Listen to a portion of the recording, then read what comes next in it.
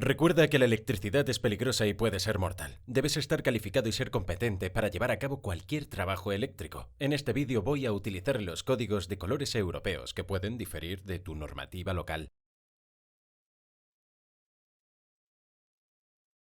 El cable de servicio entra, la electricidad va a fluir a través de la fase, pasa por el fusible principal, luego por el medidor de electricidad y luego al tablero de distribución.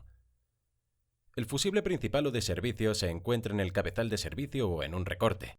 Este fusible protege la vivienda y garantiza que solo pueda entrar una cantidad determinada de corriente.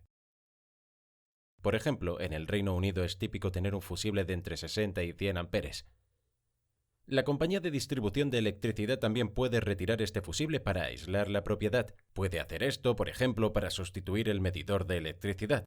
La fase y el neutro entran en el medidor de electricidad que cuantifica la cantidad de energía que se consume. Puede que este medidor sea mecánico o eléctrico o incluso un medidor digital inteligente. Hay muchas variaciones de diseño para estos. La fase y el neutro saldrán del medidor de electricidad y entrarán en el tablero de distribución o en el centro de carga.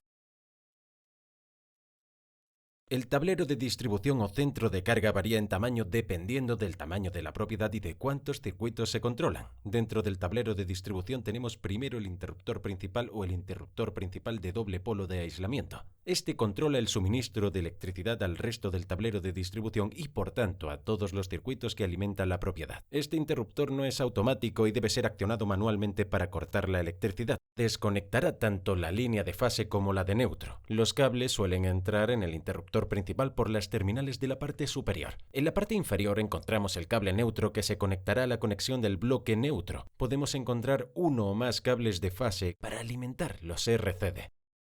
Si no se utilizan los RCDs, entonces una barra colectora alimentará los interruptores, pero volveremos a ver esto en breve.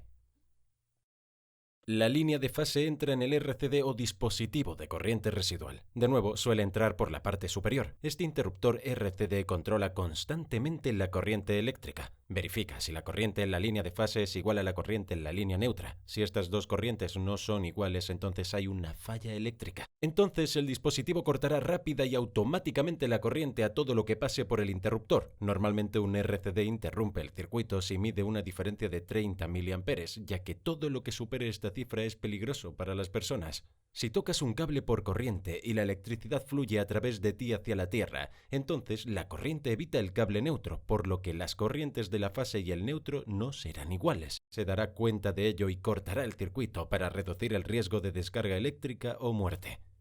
Cada vez es más común tener dos o más RCDs en un tablero de distribución. En este caso, el RCD solo cortará la energía de los circuitos conectados directamente después de él, por lo que el otro RCD seguirá recibiendo energía y solo algunas partes de la propiedad perderán energía. El RCD se activará cuando crea que la corriente es insegura, incluso durante una fracción de segundo. Es necesario restablecerlo manualmente para restaurar la energía, pero esto no resuelve el problema y debe localizar y retirar cualquier aparato o instalación defectuosa. En la parte inferior del RCD tenemos una barra colectora. Se trata de un metal conductor por el que fluye la electricidad y se conecta a cada uno de los MCB, lo que facilita la instalación en lugar de tener muchos cables. El MCB o interruptor miniatura controla circuitos individuales más pequeños, por ejemplo, conectados a un RCD. Tal vez tengamos un MCB para la iluminación de la planta baja, otro para la iluminación de la planta alta y otro para las conexiones de la cocina. En el otro RCD quizás tengamos uno para la iluminación de la escalera, otro para la iluminación del piso superior y otro para las conexiones de la planta baja. Estos interruptores se activan rápida y automáticamente para cortar la corriente, pero también hay que establecerlos manualmente para recuperar la energía. El MCB protege el circuito de dos maneras: sobrecarga y cortocircuito. El MCB está diseñado para manejar una cierta cantidad de corriente que pasa a través de él, por ejemplo, 32 amperes para las tomas de corriente. Si se supera ese valor en este circuito, por ejemplo, al conectar demasiadas cosas, el MCB se disparará y cortará la corriente para protegerse.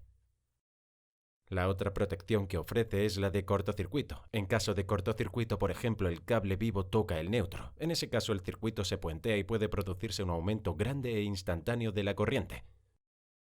Esto creará un campo magnético dentro del MCB que cortará la corriente para protegerse. La fase sale por la parte superior del MCB y fluye por el circuito, por ejemplo, a través de algunas lámparas.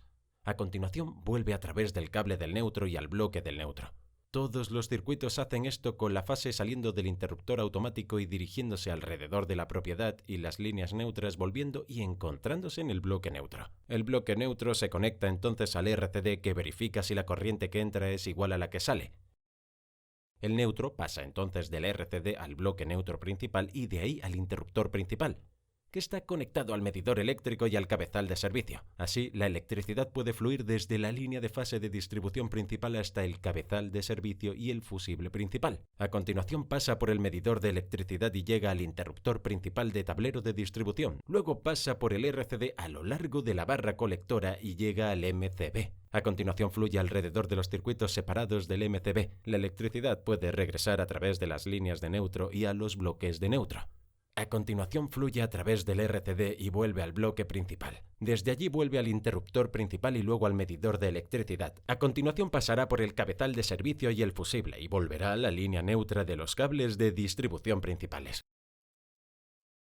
Ahora bien, habrás notado que hay otros cables con rayas verdes y amarillas. Son los llamados cables de tierra. Este cable de tierra suele ir junto con los cables de fase y neutro hasta dos instalaciones, como a los interruptores de luz y los tomacorrientes. Algunos aparatos también utilizan un cable de tierra para mayor protección. Normalmente, si el aparato utiliza una carcasa metálica, los cables de tierra se conectarán desde estos aparatos al bloque neutro con un tablero de distribución. Todos los cables de tierra de cada circuito se conectan al bloque de tierra de la unidad. Otro cable se conectará desde este bloque de puesta de tierra en el tablero de distribución hasta la terminal principal de protección de puesta a tierra, que suele estar situado en algún lugar cerca del medidor de electricidad. Otros cables de puesta a tierra se conectarán desde esta terminal principal de puesta a tierra a las tuberías metálicas. De este modo, si una persona toca un cable con corriente y una tubería metálica en la vivienda, la electricidad fluirá a través del cable de tierra y será detectada por el RCD, que cortará la corriente. Hay varias formas de conectar la terminal principal de tierra de protección al suelo. Con la terminal principal de tierra conectada al cable neutro del cable de servicio dentro del cabezal de servicio. Esto significa que la falla de fase a tierra es ahora efectivamente una falla de fase a neutro. Otra opción es utilizar la cubierta metálica de protección alrededor del cable de servicio como conductor de tierra. De este modo, la terminal principal de tierra se conecta a la cubierta metálica y esto lleva la falla de fase a tierra de vuelta al transformador.